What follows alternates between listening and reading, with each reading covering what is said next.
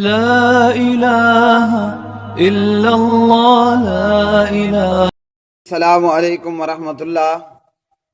جی میرے پیارے بھائی، آپ کا سوال ہے عمرے کا طریقہ۔ سب سے پہلے ہے عمرے کے ارکان۔ کوئی ایک رکن بھی اگر رہ گیا تو عمرہ آپ کا زیرو ہو جائے گا، عمرہ نہیں ہوگا۔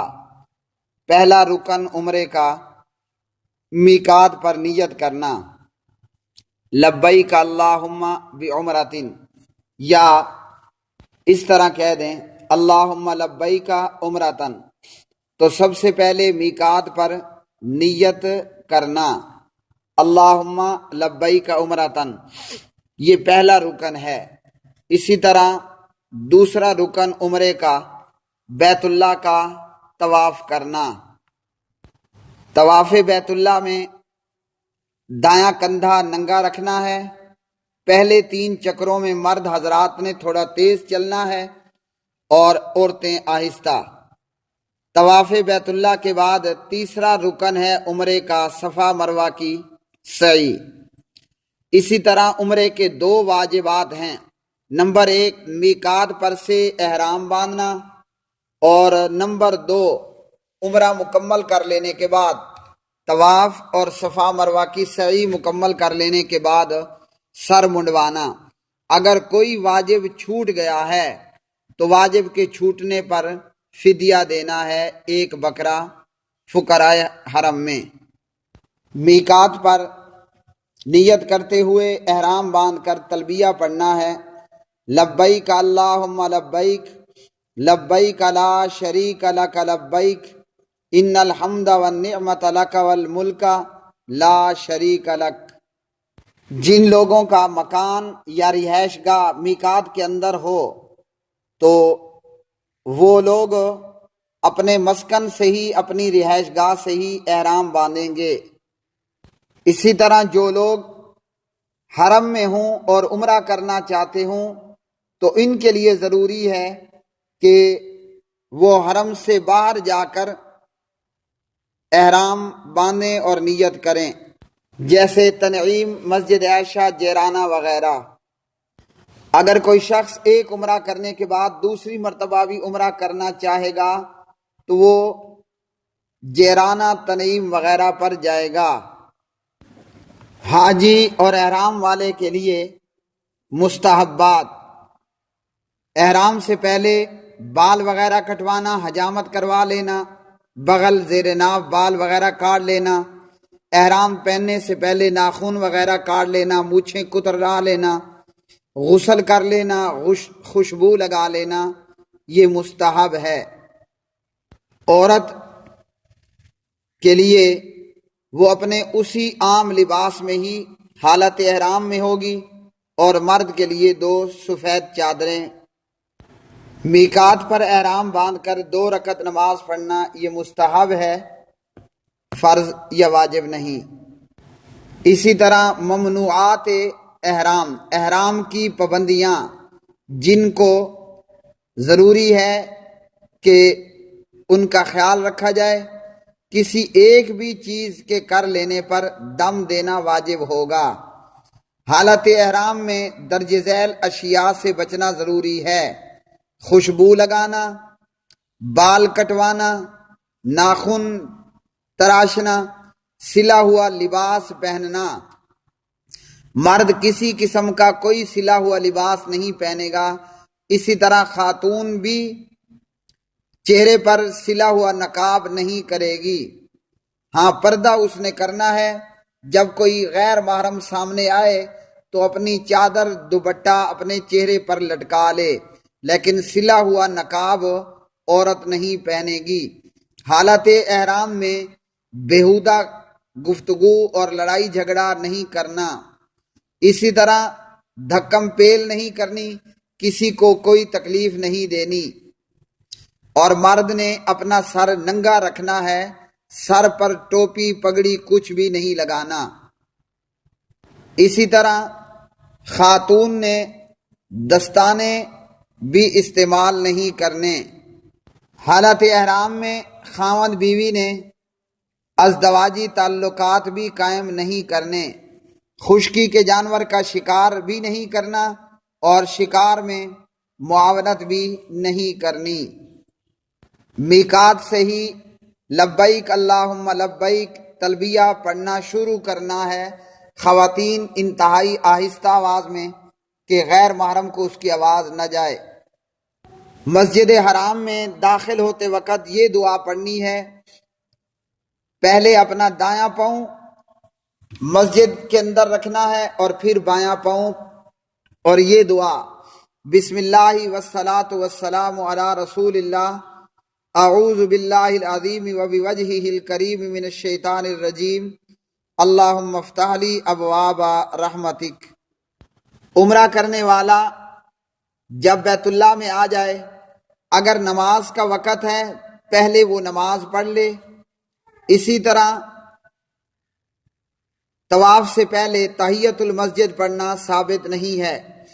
طواف بیت اللہ کے لیے، طواف قدوم کے لیے، طواف بیت اللہ کے لیے عمرہ کرنے والا جب طواف کرے گا تو طواف کے لیے باوضو ہونا شرط ہے، لازمی ہے۔ اگر کسی شخص کا دوران طواف وضو ٹوٹ گیا ہے تو وہ دوبارہ جا کر وضو کرے، اور جس چکر میں یعنی پہلے دوسرے ساتویں تک جس چکر میں اس کا وضو ٹوٹا تھا، بہتر یہ ہے کہ دوبارہ اس چکر کو شروع سے وہ شروع کرے، یا جہاں سے وہ تھا وہیں سے بھی وہ کر سکتا ہے۔ طواف شروع کرتے وقت دایاں کندھا ننگا کر لینا ہے۔ بیت اللہ کا طواف ہر چکر حجر اسود سے شروع ہوگا اور یہیں پر ہی اختتام پائے گا۔ طواف بیت اللہ شروع کرتے وقت بیت اللہ کو چھونا، حجر اسود کو چھونا ہے، اور بسم اللہ واللہ اکبر یا صرف اللہ اکبر کہہ کر، اگر بوسہ دینا حجر اسود کو ممکن ہو تو بوسہ دیا جائے، بوسہ دینا مشکل ہو تو ہاتھ یا چھڑی سے بیت اللہ کو چھوئے، پھر چھڑی یا ہاتھ کو بوسہ دے۔ اگر یہ سارا کچھ ممکن نہ ہو تو پھر دور سے ہی ہاتھ کے ساتھ بیت اللہ کی طرف، حجر اسود کی طرف اشارہ کرے اور اپنا طواف شروع کر دے۔ طواف کے ہر چکر کے لیے علیحدہ علیحدہ کوئی مخصوص دعا ثابت نہیں ہے۔ دوران طواف جو بھی دعا کر سکتے ہیں کیجئے، چاہے عربی میں کریں چاہے اپنی مقامی زبان میں کریں۔ رکن یمانی اور حجر اسود کے درمیان یہ دعا پڑھنا سنت ہے، ربنا آتنا فی الدنیا حسنہ وفی الآخرۃ حسنۃ وقنا عذاب النار۔ اسی طرح 7 چکر پورا کریں۔ اگر دوران طواف نماز کھڑی ہو گئی تو جا کر نماز پڑھیے، جس چکر کو جہاں سے چھوڑا تھا وہیں سے آپ اس کو شروع کیجئے۔ طواف بیت اللہ کے بعد مسجد حرام میں کہیں بھی 2 رکعت نماز ادا کر لیں، جو کہ مستحب ہے۔ پہلی رکعت میں فاتحہ کے بعد قل یا ایھا الکافرون، اور دوسری رکعت میں فاتحہ کے بعد قل ھو اللہ احد پڑھنا سنت ہے۔ اس کے بعد آب زمزم پینا اور آب زمزم اپنے سر کے اوپر ڈالنا یہ سنت ہے۔ اس کے بعد صفا مروہ کی سعی ہے۔ طواف بیت اللہ کے بعد باب صفا سے نکل کر صفا پہاڑی کے قریب کھڑے ہو جائیں اور پھر اس آیت کی تلاوت کریں، ان الصفا والمروۃ من شعائر اللہ فمن حج البیت او اعتمر۔ یہ پوری آیت آپ کو اوپر لکھی ہوئی انشاءاللہ مل جائے گی، اور اس کے بعد یہ الفاظ کہیں، ابدأ بما بدأ اللہ بہ۔ صفا پہاڑی کے قریب کھڑے ہو کر بیت اللہ کی طرف منہ کر کے 3 مرتبہ یہ دعا پڑھیں، اللہ اکبر اللہ اکبر اللہ اکبر، لا الہ الا اللہ وحدہ لا شریک لہ، لہ الملک ولہ الحمد یحیی ویمیت وہو علی کل شیء قدیر، لا الہ الا اللہ وحدہ انجز وعدہ ونصر عبدہ وہزم الاحزاب وحدہ۔ یہ دعائیں بھی آپ کو اوپر لکھی ہوئی یا دائیں بائیں لکھی ہوئی انشاءاللہ مل جائیں گی۔ اس کے بعد حاجی جو چاہے دعا کرے، جس زبان میں دعا کرے وہ دعا کر سکتا ہے۔ صفا سے اتر کر مروہ کی طرف چل پڑیں اور راستے میں ذکر و اذکار اور دعائیں کرتے جائیں۔ کوئی بھی مخصوص مسنون دعا آپ کر سکتے ہیں، کوئی مخصوص دعا ثابت نہیں ہے، مسنون دعاؤں میں سے جو پڑھنا چاہیں۔ راستے میں جاتے ہوئے دو سبز نشان، دو لائٹیں ٹیوبیں آئیں گی، ان کے درمیان میں مرد حضرات ہلکا سا دوڑیں اور عورتیں عام رفتار سے گزریں۔ پھر مروہ پہاڑی پر چڑھتے ہوئے وہی آیت ان الصفا والمروۃ من شعائر اللہ آخر تک پڑھیں۔ مروہ پہاڑی کے قریب کھڑے ہو کر بیت اللہ کی طرف منہ کر کے 3 مرتبہ وہی دعا پڑھیں جو صفا پہاڑی پر پڑھی تھی، اللہ اکبر اللہ اکبر اللہ اکبر آخر تک۔ اس طرح یہ ایک چکر مکمل ہو گیا۔ پھر مروہ سے صفا تک دوسرا چکر، اس طرح 7 چکر لگائیں اور آخری چکر مروہ پر ختم ہوگا۔ یہ صفا مروہ کی سعی مکمل ہو گئی۔ صفا مروہ کی سعی کے لیے باوضو ہونا ضروری نہیں ہے بلکہ مستحب ہے۔ سعی مکمل کر لینے کے بعد سر کے پورے بال منڈوا لینا افضل ہے، اور اگر بال نہیں منڈواتے تو پورے سر کے بال کٹوا لینا جائز ہے۔